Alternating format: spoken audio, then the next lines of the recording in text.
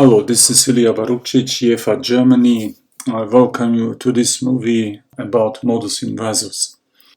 The principles of scientific methodology and inquiry can be a source of justification, of visual thinking, of scientific mysteries and other errors of reasoning in science too, upon which whole theories can rest.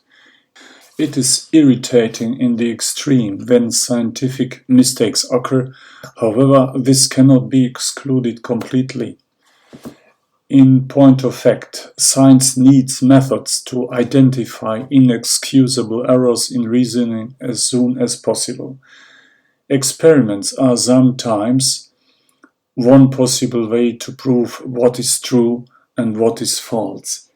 In a letter to the student Switzer on April 23, Albert Einstein wrote, "Development of Western science is based on two great achievements: the invention of the formal logical system in Euclidean geometry by the Greek philosophers and the discovery of the possibility to find out causal relationships by systematic experiment during the Renaissance." In this context, modus inversus is another among the various proof methods available to check theorems for logical consistency.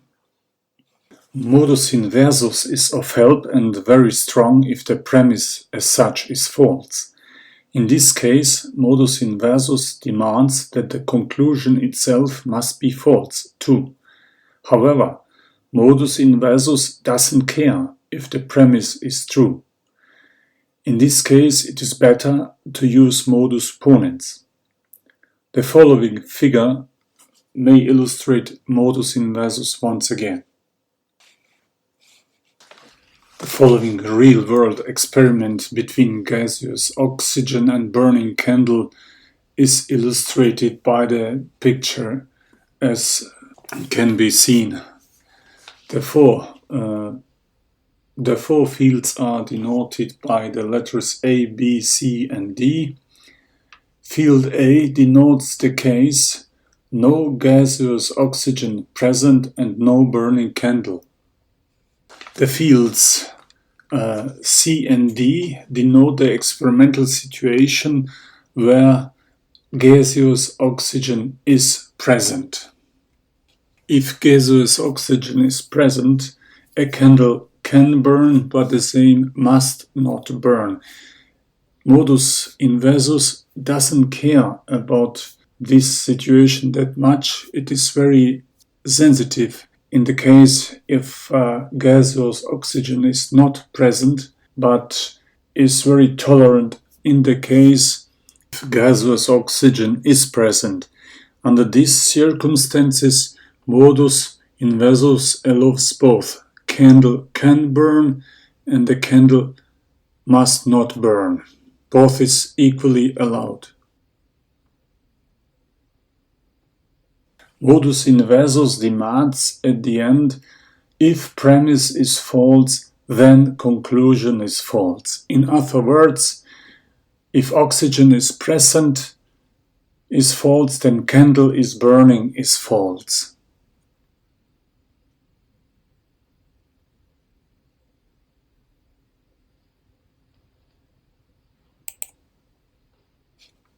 Field B denotes the case no gaseous oxygen and candle is burning. Modus inversus demands too that case B cannot be observed.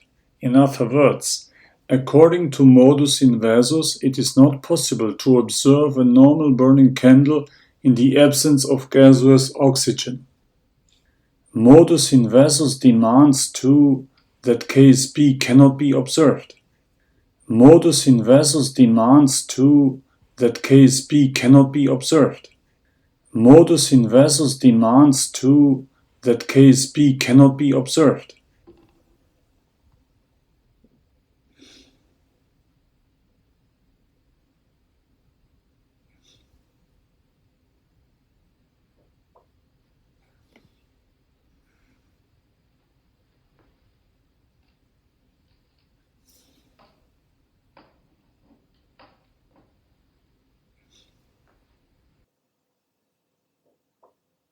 A candle produced out of wax is located on the field D.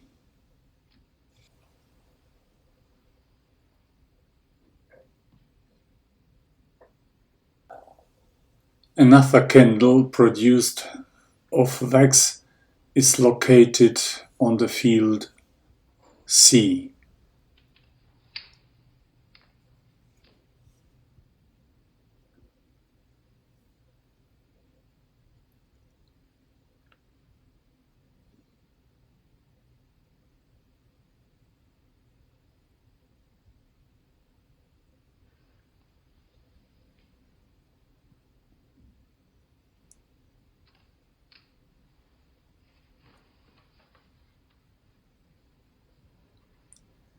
In the following, we light the candle wick of the candle. The candle flame reacts with oxygen which is present, such that heat and light which characterizes a candle are produced. As can be seen by this experiment, oxygen is present and the candle is burning.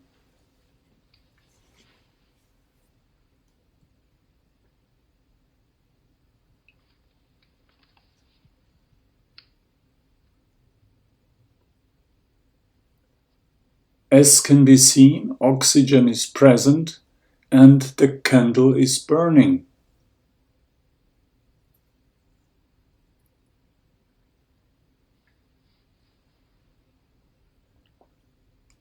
Once again, as can be seen, oxygen is present and the candle is burning.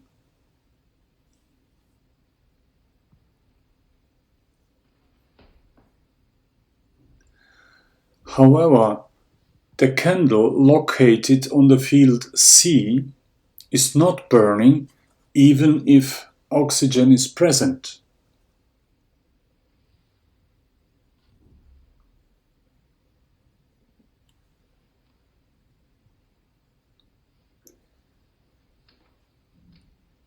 In the following, a glass is located on the field A.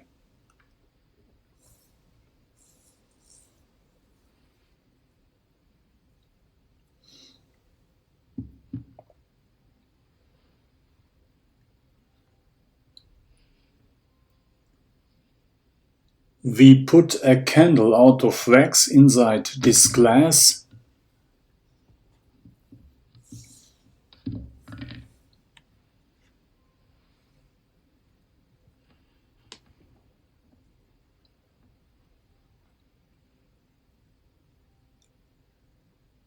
Now we pour some water into the same glass.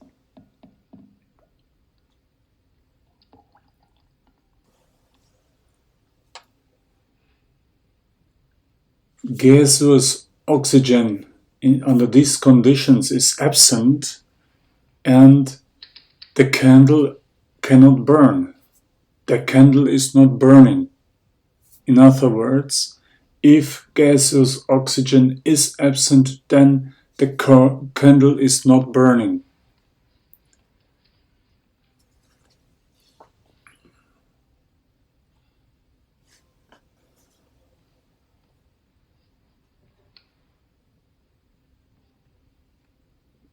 In other words, in the absence of gaseous oxygen, a burning candle cannot be found. This is the essence of modus inversus. If the premise is false, then the conclusion is false.